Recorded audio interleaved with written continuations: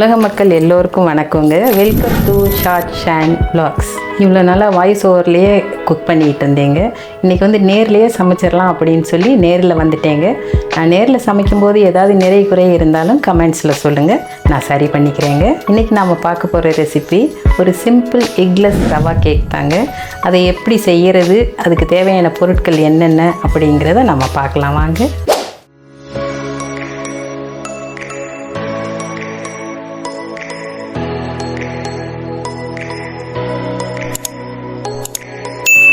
ரவா கேக்குக்கு தேவையான பொருட்கள் என்னென்னு பார்க்கலாங்க.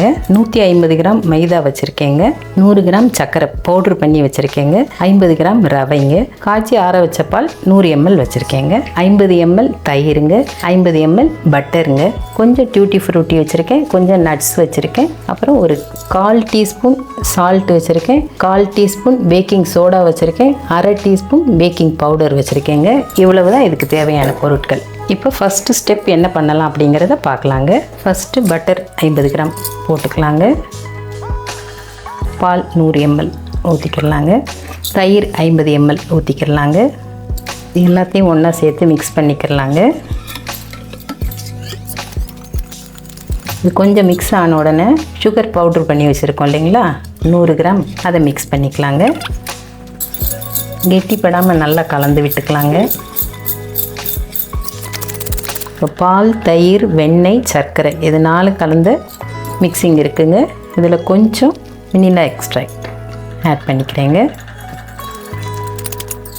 இந்த கலவை அப்படியே ஓரமாக வச்சிடலாங்க.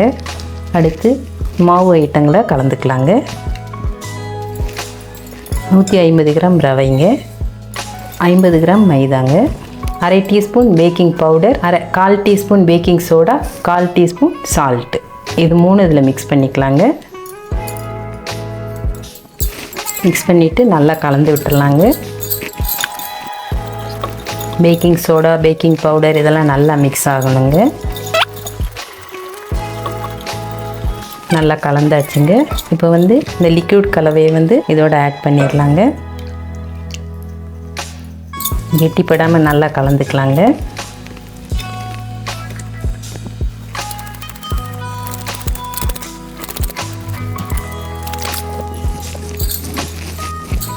ரெண்டாவது ஸ்டெப் மாவு கலந்தாச்சுங்க.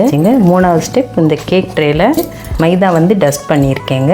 பட்டர் பேப்பர் எதுவுமே போடலைங்க, மைதா டஸ்ட் பண்ணியிருக்கேன். இப்போ வந்து இந்த மாவுகளை இதில் சேர்த்துக்கலாங்க.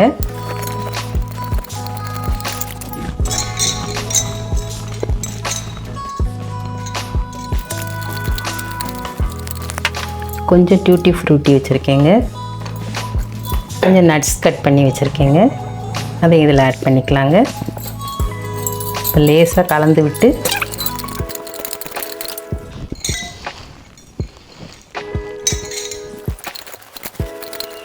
நல்லா சமப்படுத்தி வச்சிடலாங்க. சமப்படுத்திட்டு இந்த ட்ரேவை நல்லா டேப் பண்ணிக்கலாங்க. ஓடிஜி வந்து ப்ரீ ஹீட் கொடுத்துட்டு இதை வந்து பேக் பண்ணிக்கலாங்க. ஓடிஜி ப்ரீ ஹீட் ஆகிடுச்சுங்க. நம்ம தயார் பண்ண கேக் மாவு ரெடியாக இருக்குங்க. இப்போ வந்து 25 நிமிஷம் ஓடிஜியில் வச்சு நம்ம பேக் பண்ணிக்கலாங்க. 25 நிமிஷம் கழித்து ஒரு ஸ்டிக்கோ ஏதோ ஒன்று, ஒரு ஸ்பூனோ ஏதோ ஒன்று வச்சு இதை குத்தி பார்க்கலாங்க.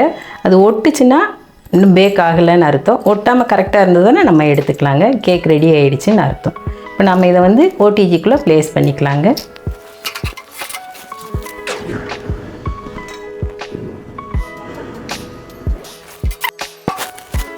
25 நிமிஷம் கழித்து பார்க்கலாங்க.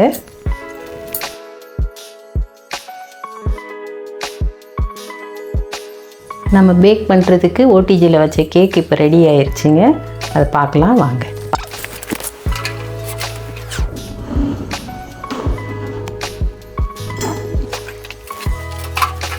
நம்ம செய்த கேக்கு அருமையாக வந்திருக்குங்க. ஒரு 10 நிமிஷம் ஆற விட்டுட்டு நான் உங்களுக்கு கட் பண்ணி காட்டுறேங்க. நம்ம செய்த கேக்கு 10 மினிட்ஸ் ஆற வச்சாச்சுங்க. இப்போ நாம் வந்து பிளேட்டுக்கு ட்ரான்ஸ்ஃபர் பண்ணிக்கலாம். பாருங்கள், நாம் செய்த எக்லெஸ் ரவா கேக் எவ்வளோ அருமையாக வந்திருக்கு பாருங்கள். இப்போ இதை நான் கட் பண்ணி காட்டுறேங்க.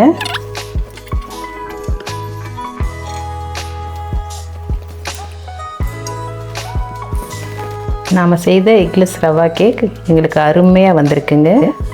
நீங்களும் இதே மாதிரி வீட்டில் செய்து பாருங்கள்.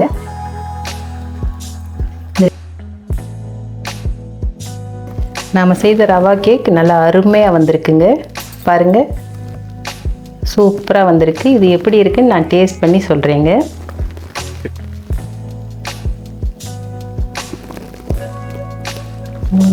சூப்பராக வந்திருக்குங்க. இனிப்பு, பாயில் ஆனது எல்லாமே சூப்பராக இருக்குங்க. ரொம்ப டேஸ்ட்டாக இருக்குது. நீங்களும் கண்டிப்பாக இதை செய்து பாருங்கள். ஃபஸ்ட் டைம் ஆன் ஸ்க்ரீன் வந்து எக்லெஸ் ரவா கேக் வீடியோ பண்ணியிருக்கேங்க. இந்த வீடியோ உங்கள் எல்லாருக்கும் பிடிச்சிருக்கும்னு நினைக்கிறேங்க. உங்கள் எல்லோருக்கும் பிடிச்சிருந்ததுன்னா லைக் பண்ணுங்கள், ஷேர் பண்ணுங்கள், கமெண்ட் பண்ணுங்கள், சப்ஸ்கிரைப் பண்ணுங்கள். தேங்க்யூ.